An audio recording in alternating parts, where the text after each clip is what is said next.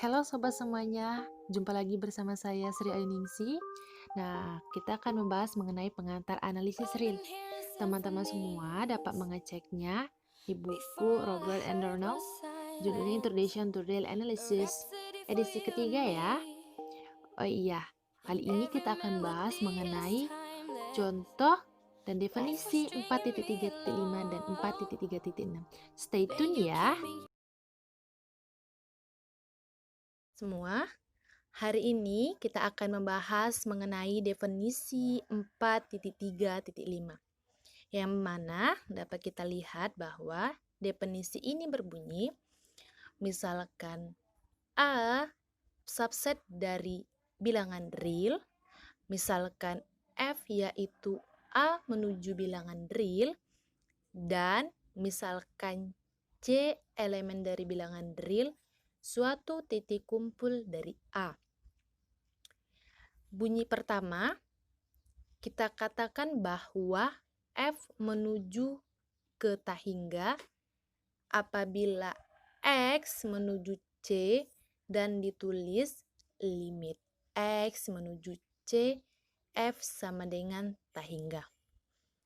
Jika untuk alfa merupakan elemen bilangan real, terdapat delta sama dengan delta alfa lebih besar daripada 0.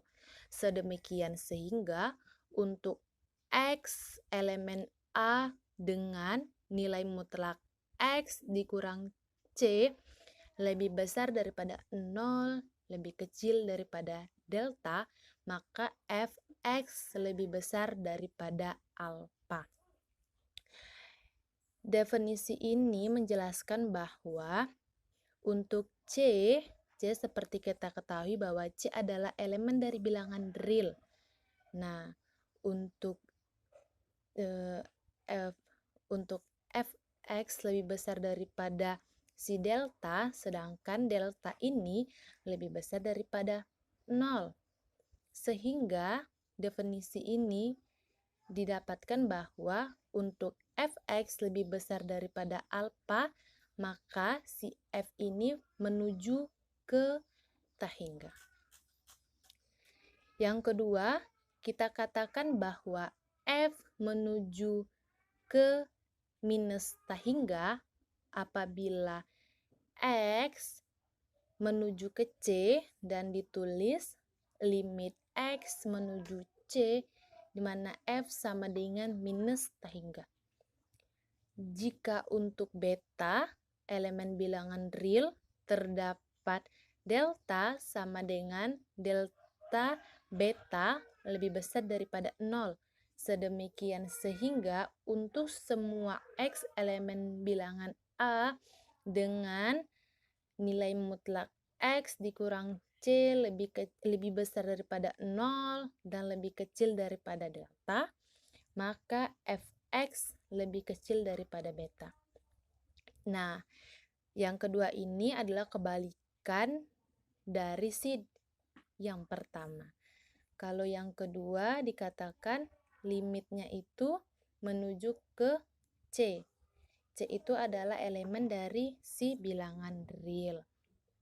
Nah, maka untuk si Fx, apabila Fx-nya ini lebih kecil daripada beta, pastilah nanti si F bakalan menuju ke minus Tahingga.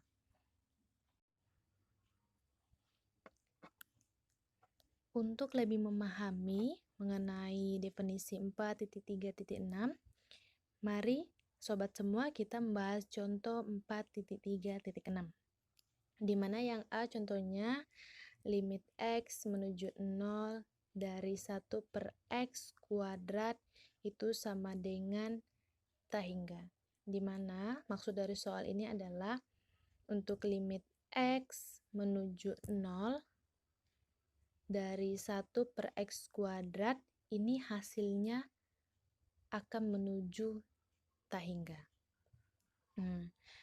Berdasarkan definisi di atas, maka kita ambil sebarang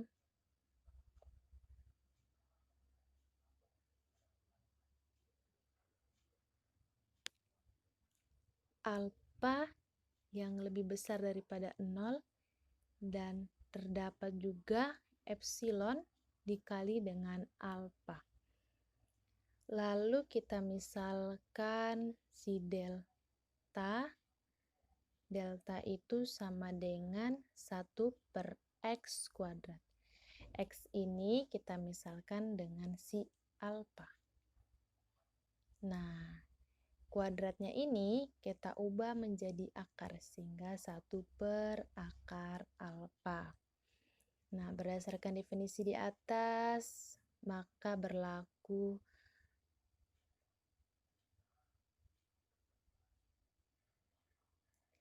nilai mutlak X dikurang C lebih besar daripada 0 dan lebih kecil daripada delta.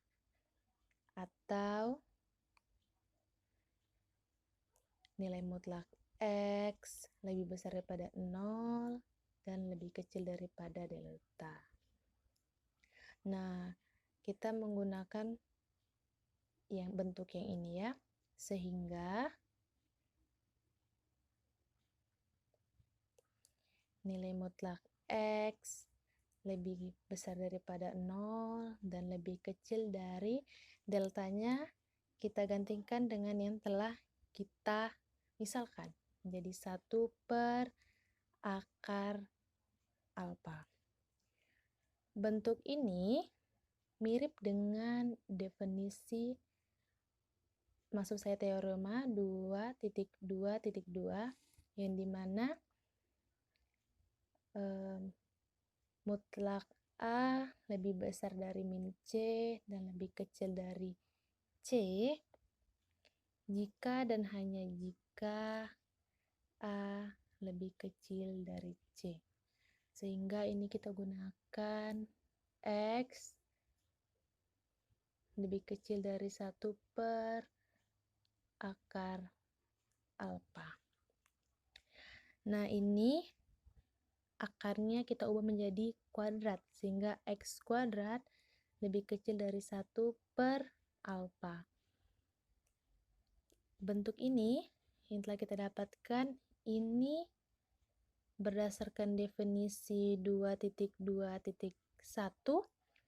bahwa untuk A lebih kecil dari 0 ini berlaku untuk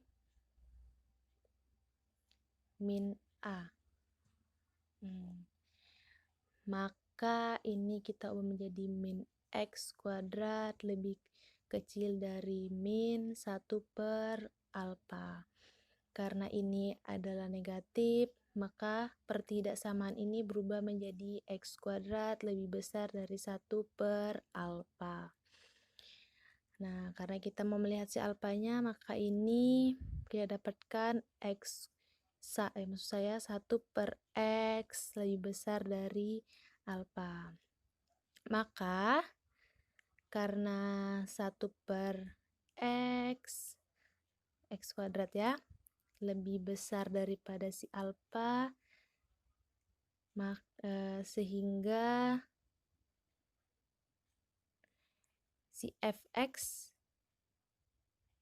lebih besar daripada alfa. Jadi limit X menuju 0 untuk 1 per X kuadrat sama dengan tak hingga. Terbukti untuk limit X menuju 0 dengan fungsi 1 per X kuadrat, hasilnya menuju tak hingga. Selanjutnya, kita akan membahas contoh yang kedua, yaitu misalkan Gx sama dengan 1 per X untuk X tidak sama dengan 0. Dimana soal ini bermaksud bahwa Gx itu sama dengan 1 per X, dimana X-nya itu tidak boleh sama dengan 0. Namun, fungsi G ini dia tidak akan menuju ke tak hingga ataupun minus tak hingga, karena jika alfa lebih besar daripada 0, maka Gx lebih kecil daripada alfa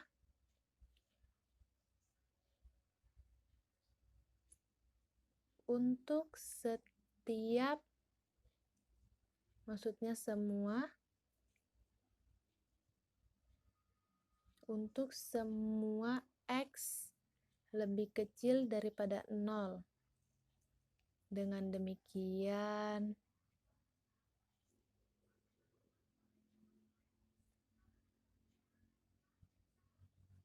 G tidak menuju ke tak hingga. Apabila X menuju ke 0. Mengapa? Karena X tidak sama dengan 0. Maka si Gx-nya ini tidak akan menuju ke tak hingga. Begitu ya. Dan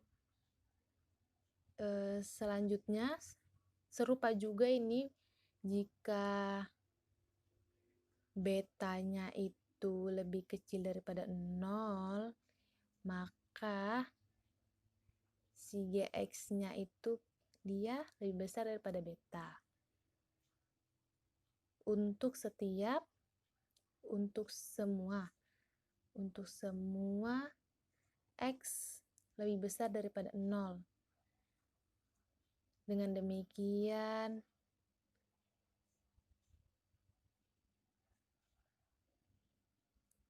G